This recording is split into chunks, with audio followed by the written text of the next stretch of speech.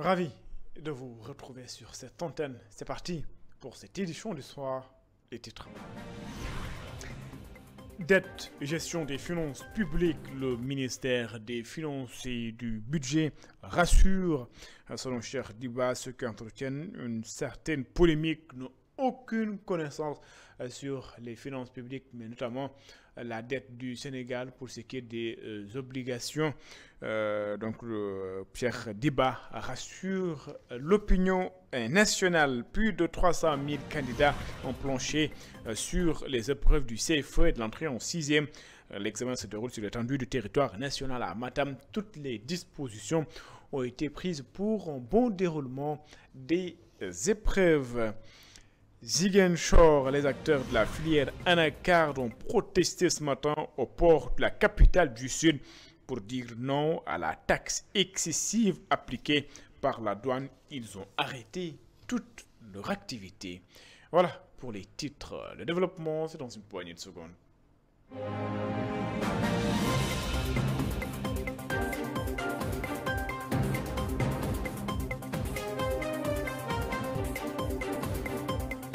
Bonsoir et bienvenue.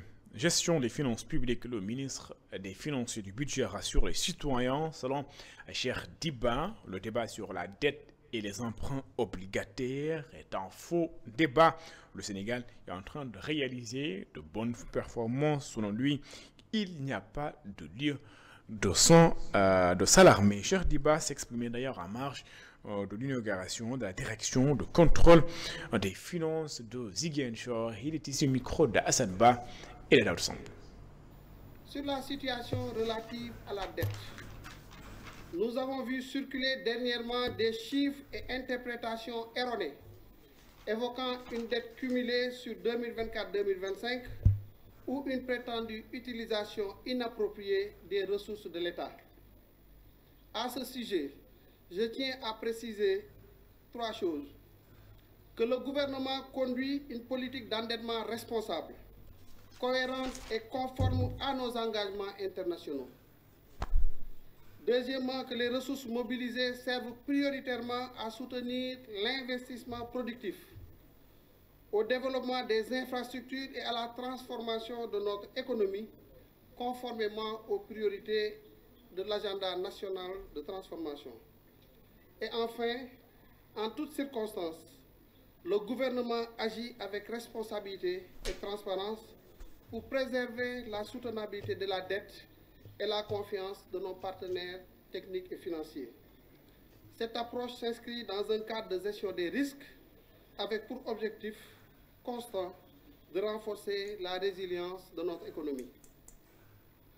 Sur la relation avec le Fonds monétaire international, après la constatation d'écarts significatifs entre les informations budgétaires et comptables officiellement communiquées sur la période 2019 à 2024 et les résultats de l'audit de la Cour des comptes, le FMI, en accord avec le gouvernement, a suspendu temporairement les décaissements au titre de l'accord de prêt conclu en juin 2023 avec le régime précédent.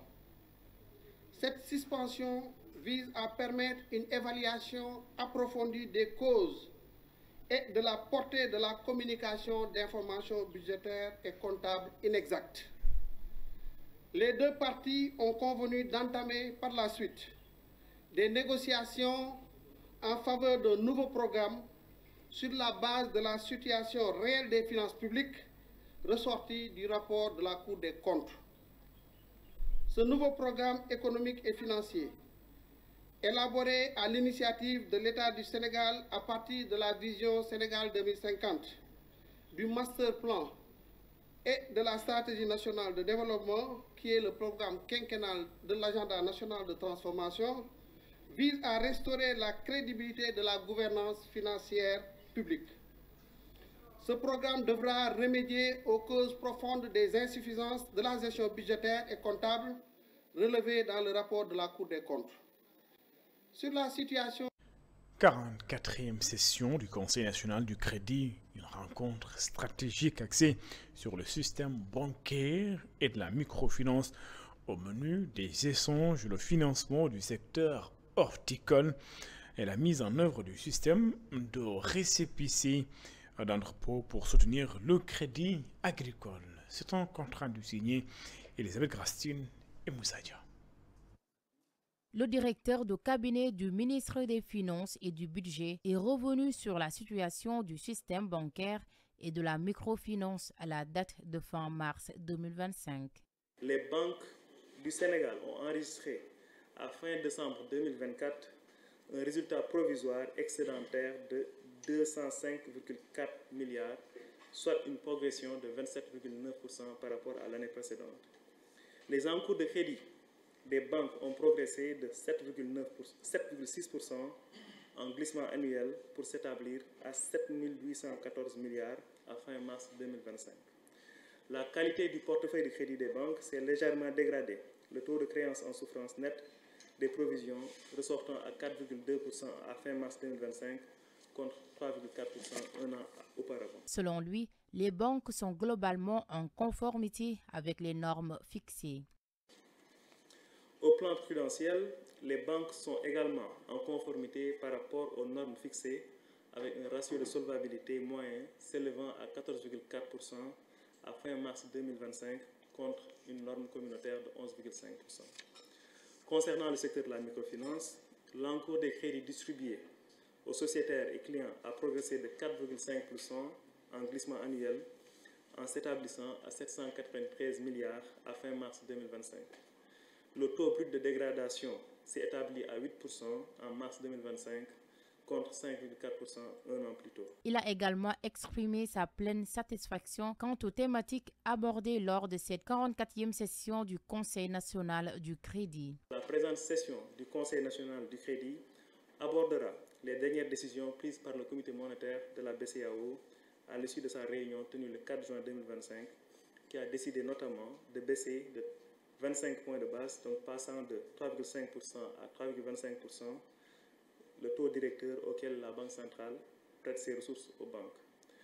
Dans le même sillage, la Banque centrale a abaissé le taux appliqué au guichet de prêt marginal qui passe de 5,5%. Cette rencontre a aussi été l'occasion pour le représentant du ministère des Finances et du Budget de rappeler que la problématique du secteur agricole et de son financement ainsi que la mise en place de mécanismes permettant de maîtriser l'ensemble de la chaîne de valeur agricole constituent des piliers de la stratégie nationale de souveraineté alimentaire du Sénégal.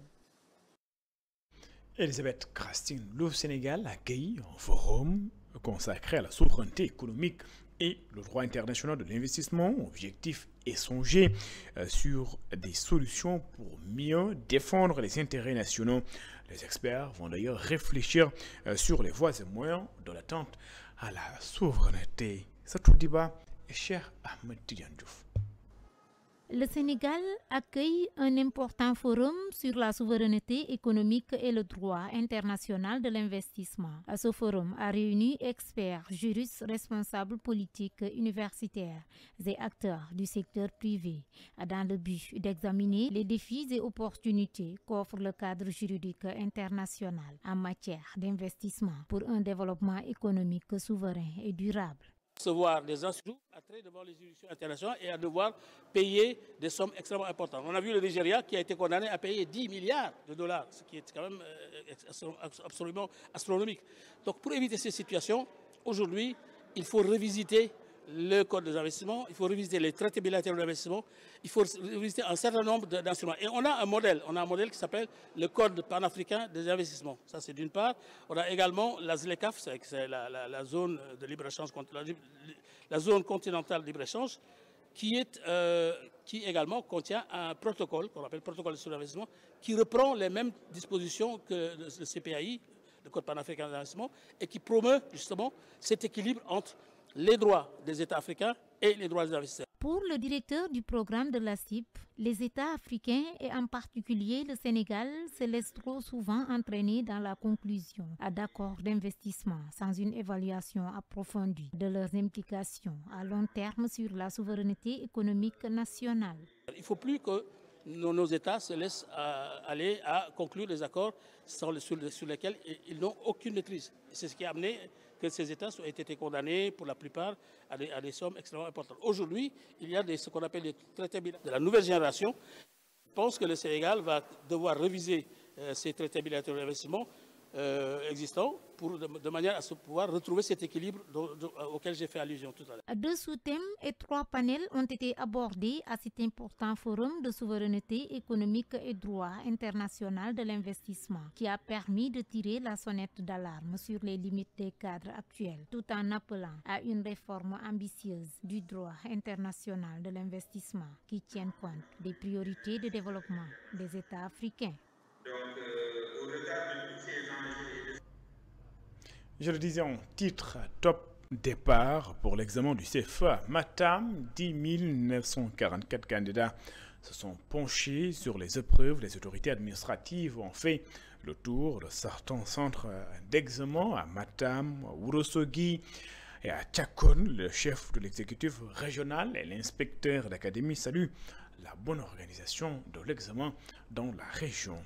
Amadou Mardialou. 10 940 candidats ont envahi les 99 centres d'examen du CFE de la région de Matam. Comme à l'accoutumée, une délégation composée d'autorités administratives et d'acteurs éducatifs ont effectué la traditionnelle visite dans les écoles de Matam, Ourossogui et Tchankon. Le représentant du chef de l'exécutif régional, Tafsir Baba Anne, salue le bon déroulement des épreuves. Et nous nous félicitons un peu de la parfaite organisation de ces examens de fin d'année, l'entrée en sixième et le CFE. Dans tous les centres où nous sommes passés, nous avons vu que les engagements pris lors des CRD préparatoires ont été totalement respectés. Les forces de défense et de sécurité sont bien en place. Le personnel enseignant aussi, à savoir les chefs de centre ainsi que les surveillants et même les élèves se sont présentés très tôt et les épreuves ont pu démarrer à l'heure convenue, c'est-à-dire à 8 heures partout. Il n'y a pas d'incident majeur qui a été un peu signalé. Les épreuves sont en train d'être faites dans d'excellentes conditions, sereinement. Dans le cadre des réformes engagées par le ministre de l'Éducation nationale, l'inspecteur d'académie de Matam, Mahmoud Oumar Gueye, met en exergue les nouvelles innovations dans l'examen du CFE 2025. Et là, l'innovation cette année, comme vous l'avez dit, c'est l'anonymat au niveau des centres. L'anonymat est généré à l'IA et mis à la disposition des chefs de centre qui, dès le centre, vont procéder à l'anonymat. Et comme je l'ai dit tantôt, en tout cas, c'est une très bonne innovation parce que les délais vont être raccourcis.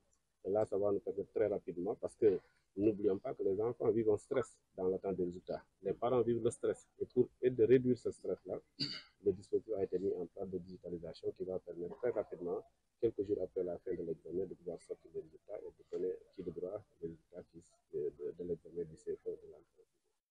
Par rapport aux statistiques, sur 10 940 candidats, 7 044 sont des filles. On note aussi une augmentation de plus de 400 candidats comparé aux effectifs de l'année dernière. Amadou Mar Diallo, les acteurs de la filière Anacarde ont observé ce matin un sitting devant le port de Ziguinchor pour protester contre l'augmentation jugée excessive des taxes douanières appliquées à la commercialisation de la noix d'acajou. Ces taxes sont passées de 100 000 à 42 000 francs CFA par tonne. Une décision que les professionnels du secteur dénoncent face à cette situation. Ils ont arrêté leur activité, les camions immobilisés, les conteneurs bloqués. Les acheteurs, eux, sont absents et les magasins fermés. Les explications de Demba Diémé, président donc régional du cadre de concertation des acteurs de la filière anacarde de Ziguinchor et de notre membre donc de ce cadre-là au micro de Hassan Ba. Ce qui se passe ici à Ziguinchor, plus précisément dans le cadre de la commercialisation de la filière anacarde. Il s'est trouvé que depuis lors, tous les acteurs ont subi une taxe de plus qui consiste à payer 42 000 francs la tonne, ce qui est tout à fait très compliqué pour les acteurs. Donc en réalité, nous ne pouvons pas supporter ces 42 000 francs. Depuis que la campagne a démarré, nous étions en train de payer 5 000 francs. Donc c'était une façon pour nous de montrer tout le monde que nous avons arrêté les activités. La suspension elle est effective les véhicules, les conteneurs sont en arrêt. Les véhicules qui amenaient les noix de la profondeur à Ziguinchor ne sont plus en train de transporter les noix. Les acheteurs ont arrêté. Les producteurs sont en train d'attendre toujours des acheteurs. Ils n'ont pas réussi à avoir des gens qui vont acheter. Donc les magasins sont fermés. On considère que l'arrêt est effectif. Vraiment, ça nous fait très mal. Nous, on est en train de dire que est-ce que le gouvernement est au courant? Ben, on va dire que oui, le gouvernement est au courant. Parce que c'est leur ministère qui a en ordre. Parce que si la douane insiste, ça veut dire que le gouvernement il connaît quelque chose. Ça fait très mal. Donc aujourd'hui, l'arrêt que nous sommes là, on ne peut pas. Donc il y a les camions qui sont sortis de la brousse. Ils ont payé les quittances de 5 000. Arrivés ici à l'entrée, on les tient parce qu'ils n'ont pas payé les 42 000. Maintenant, il y a combien de douanes là-dedans? C'est pas normal ça. Quelles sont ces douanes-là? On ne comprend même pas de quelle douane on peut parler, on peut discuter.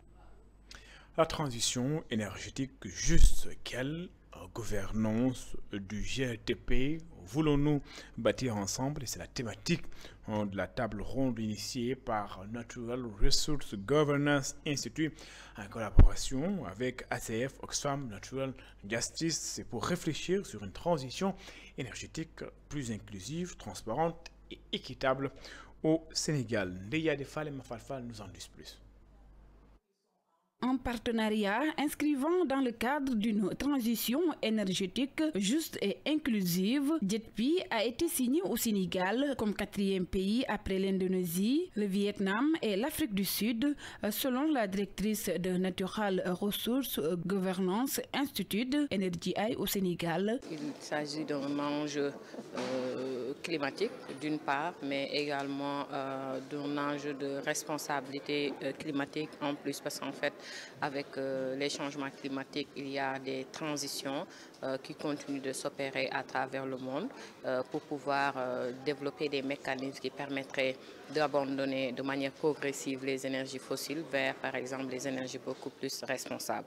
Maintenant, aujourd'hui, le JETP a été signé par le Sénégal comme 4e pays au monde après l'Indonésie, le Vietnam et également l'Afrique du Sud pour pouvoir augmenter son mix énergétique à 40% d'ici à l'objectif 2030. Un partenariat gagnant-gagnant selon la directrice de NRGI. Elle revient sur leurs attentes. Nos attentes, c'est d'une part que, comme j'ai dit, le cadre de gouvernance puisse être renforcé et robuste et que le repositionnement puisse aussi permettre de garantir une efficacité de la coordination intersectorielle, que la dynamique enclenchée puisse poursuivre, mais qu'il y ait une inclusion de toutes les parties prenantes, surtout les communautés, les collectivités territoriales, en tout cas toutes les parties qui doivent être impliquées au processus pour éviter par exemple que des leçons apprises en Afrique du Sud qui ont permis de générer des contestations mais également des manifestations publiques se reproduisent au Sénégal. L'État doit respecter ses engagements pour le JETP et pour le bien-être des populations. On représente le peuple, c'est nous, Assemblée nationale, députés du peuple, qui doivent aller vers le gouvernement, aller vers l'État pour lui imposer de respecter ses engagements par rapport au JETP pour le bien-être des populations. Parce que dans le monde rural, beaucoup de gens n'ont pas encore l'électricité et ça doit vraiment finir. Et nous, en tant que députés, représentants du peuple, nous allons faire tout le plaidoyer pour que ce JETP soit vraiment actif. Une rencontre sous le thème « Transition écologique juste et quelle gouvernance du JETP voulons-nous construire ensemble ?» intervient dans un contexte marqué par l'intégration du pays dans le partenariat pour une transition énergétique juste, JETP doté d'un financement de 2,5 milliards d'euros. En politique, après la tenue du dialogue national sur le système politique d'opposition qui avait pris part à ce rendez-vous, dénonce l'attitude de la majorité qui, selon ses membres, change de discours sur certaines réformes du code pénal, l'article 80, l'article 254, entre autres. Ces derniers réclament la mise en place d'un cadre de suivi pour les points qui n'ont pas fait l'objet de consensus. Samba Si est au micro donc de Barasso. Nous avons donc tenu à nous inscrire dans la fidélité à cette bonne pratique, en dépit de l'acharnement répressif du pouvoir contre l'opposition, contre la presse et contre toute autre voix critique. Nous sommes allés au dialogue, nonobstant les arrestations arbitraires, les emprisonnements intempestifs d'activistes, de députés, d'anciens ministres, les violations répétées du droit de manifestation, les écarts de langage de certains des principaux dirigeants du pays.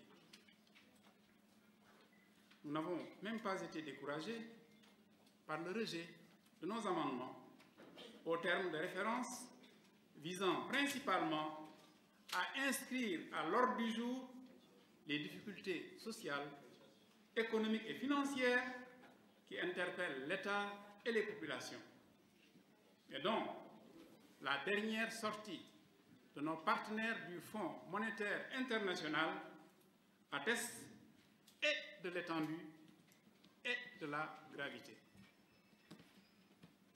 À l'heure d'un premier bilan, nous estimons que les discussions menées, la mise en débat de problèmes importants pour le devenir de notre pays, justifiaient largement notre participation au dialogue national. Et ceci, en dépit du fait que des questions essentielles demeurent irrésolues, tandis que le pouvoir persiste dans son refus de respecter les libertés inscrites dans la Constitution et dans sa logique de judiciarisation de ses différends avec l'opposition, comme en atteste l'emprisonnement arbitraire du président Moustapha Diakhaté.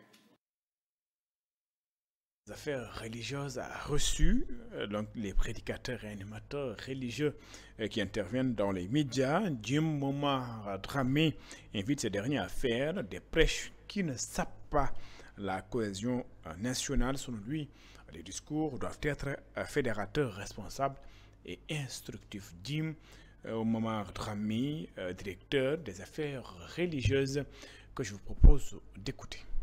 On n'a pas voulu oublier personne. Vous savez, la direction des affaires religieuses, elle est là. On est ouvert à tout le monde. Nous voulons écouter tout le monde. Nous voulons donc recueillir les réflexions, les idées de tout le monde. Et également, nous voulons l'accompagnement de tout le monde. Pourquoi? Parce que lorsque son Excellence Bachir Diomaye Diakhar Faye a créé cette direction-là, c'est pour essentiellement assurer ce qu'on appelle une équité religieuse. C'est important. Vous le savez, le Sénégal, je le dis souvent dans mes écrits, mes publications scientifiques, le Sénégal est un pays presque à 100% de croyants. On est soit musulman, chrétien ou de la religion traditionnelle. Donc, un pays qui est pratiquement à 100% de croyants, il serait extrêmement difficile de réussir un projet, une entreprise, si les religieux ne sont pas impliqués.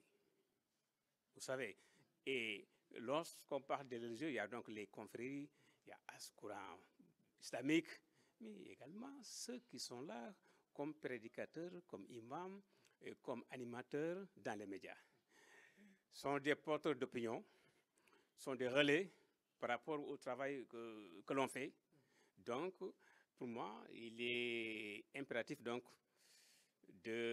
d'organiser de temps en temps des rencontres avec eux pour essentiellement parler, discuter, travailler sur le discours religieux.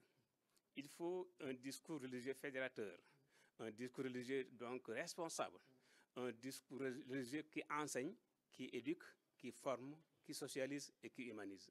Et eux, ils sont capables de le faire. C'est d'ailleurs cet élément qui m'a fait du show. Merci d'avoir suivi excellente suite de programmes sur les antennes d'ITV. Au revoir.